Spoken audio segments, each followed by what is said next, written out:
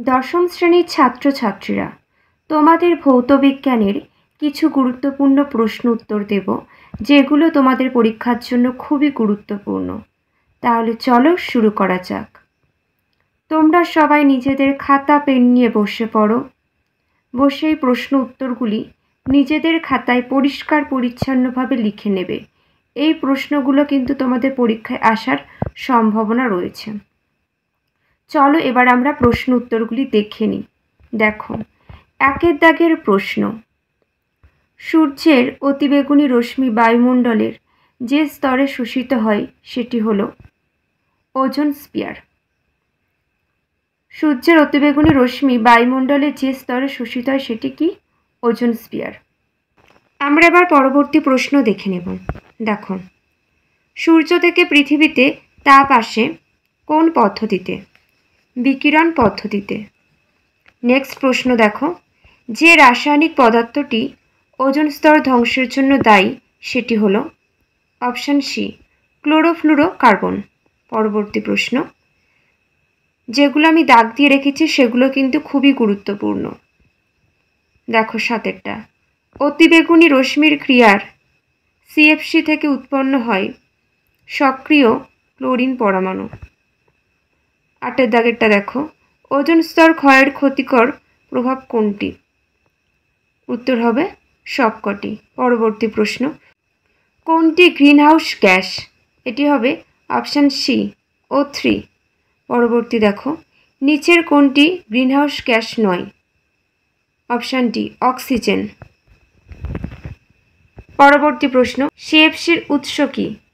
Refrigerator. পরবর্তী 15 দাগের দেখো, গ্রিনহাউস গ্যাস হিসাবে পৃথিবীর উষ্ণতা বৃদ্ধির জন্য নিচের কোন গ্যাসটি অবদান সবচেয়ে বেশি? CO2। পরবর্তী প্রশ্ন, সূর্যালোকে উপস্থিত কোন রশ্মি ভূপৃষ্ঠে আপতিত হলে সালোক সংশ্লেষ প্রক্রিয়া ব্যাহত হবে? অপশান বি, অতিবেগুনি রশ্মি। পরবর্তী প্রশ্ন, প্রধান গ্রিনহাউস গ্যাস কোনটি? CO2। পরবর্তী দেখো, ওজোন স্তর ক্ষয় করে কোনটি? ক্লোরিন।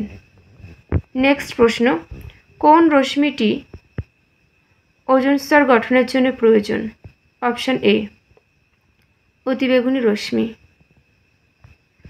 21টা দেখো, বায়ুমণ্ডলের ওজোন গ্যাসের স্তরটি যে রশ্মিকে শোষণ করে তা হলো, এটা হবে ইউভি রশ্মি।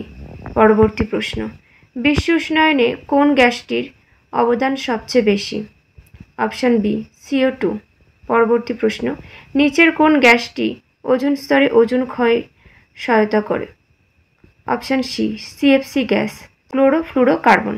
পরবর্তী প্রশ্ন, 24 দাগে দেখো, পৃথিবীর কোন অঞ্চলে ওজোন স্তর সর্বাধিক ক্ষয়প্রাপ্ত হয়? অপশান এ, মরু অঞ্চল। পরবর্তী প্রশ্ন, জলাভূমিতে উৎপন্ন মার্স গ্যাস হলো আসলে? অপশান সিটা দেখো।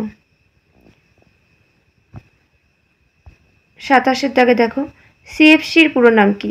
ক্লোরোফ্লুরোকার্বন।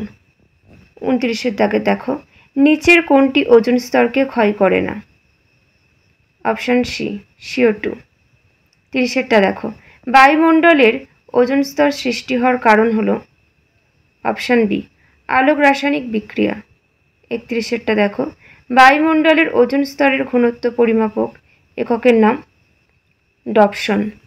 32টা, উত্তপ্ত ভূপৃষ্ঠ যে রশ্মি বিকিরণ করে সেটি হলো? অপশান সি, অবলোহিত রশ্মি। 34টা দেখো, গ্রিনহাউস গ্যাসগুলি মূলত বায়ুমণ্ডলের কোন স্তরে অবস্থান করে কার্যপ্রণালী চালায়? Option A, troposphere. 35টা দেখো, সূর্যের অতিবেগুনি রশ্মি ক্ষতিকারক প্রভাব থেকে পৃথিবী জীবজগৎকে রক্ষা করে? Ozone spear. পরবর্তী প্রশ্ন, ওজোন স্তর ধ্বংসের অনুঘটকের কাজ করে? সিএফসি। পরবর্তী প্রশ্ন, একটি অজৈব গ্রিনহাউস গ্যাস হলো carbon die oxide. Next, ozone স্তরের ক্ষয় ঘটায়? দেখো, অপশান ডি। পরবর্তী প্রশ্ন, প্রদত্ত কোন গ্যাসটি ওজোন স্তরে ওজোন ক্ষয়ে সহায়তা করে না? CO2। পরবর্তী, নিচের গ্রিনহাউস গ্যাসগুলির মধ্যে কোনটি ক্ষতিকারক প্রভাব সবচেয়ে বেশি? CO2। পরবর্তী, গ্রিনহাউস গ্যাস এফেক্টের জন্য দায়ী। অপশান সি, ইনফ্রারেড রশ্মি। আজ এখানেই শেষ করলাম। কারোর কোনো জিজ্ঞাসা থাকলে অবশ্যই জানাবেন।